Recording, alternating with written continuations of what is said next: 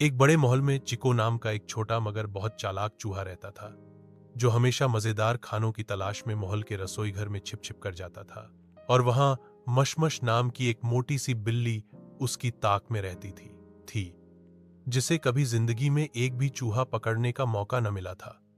मिशमिश हर रोज नई तरकीबें सोचती, कभी दूध के प्याले के पास जाल लगा देती, कभी पनीर के पीछे छिप जाती, कभी तो अपनी दुम पर घंटी बांधकर चा पक्के से रसोई में छिप जाती कि जैसे कोई साज बज रहा हो।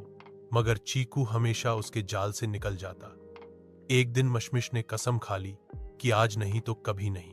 उसने सारा दिन रसोई में एक बहुत बड़ी मछली की डिश बनाई और उस पनीर की खुशबू में लपेटकर चूहों का ख्वाब बना दिया। चीकू जैसे ही खुशबू से बेकाबू होकर आया, उसे लगा जैसे जन्नत के दरवाजे खुल गए हों। लेकिन जैसे ही वह प्लेट के करीब पहुंचा, मशमिश किचन के पर्दे के पीछे से जोर से छलांग लगाकर उस पर गिरी। चीकू फंस चुका था, या कम से कम मशमिश को यही लगा। अगले ही पल चीकू ने जेब से छोटा सा मिर्च पाउडर निकाला, आंखों में डाल दिया और मशमिश हिच हिच हिच में लग गई। चीकू हौंसते हौंसते भाग गया और जाते जाते मछली भी साथ ले गया। उस दिन के बाद मिशमिश ने ऐलान किया कि अब वह चूहे नहीं पकड़ेगी, बल्कि उनसे दोस्ती करेगी। चीकू ने सोचा, बिल्ली की नीयत पर तो शक है, लेकिन चलो दोस्ती आजमा लेते हैं। यूं दोनों के बीच एक अनोखी दोस्ती शुरू हुई।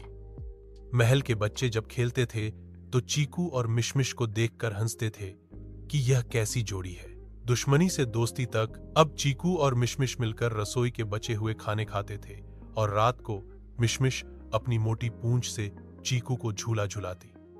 उनकी दोस्ती इतनी मशहूर हुई कि आस पास के जंगल के जानवर भी आने लगे कि बिल्ली और चूहा अगर दोस्त हो सकते हैं तो हम क्यों नहीं।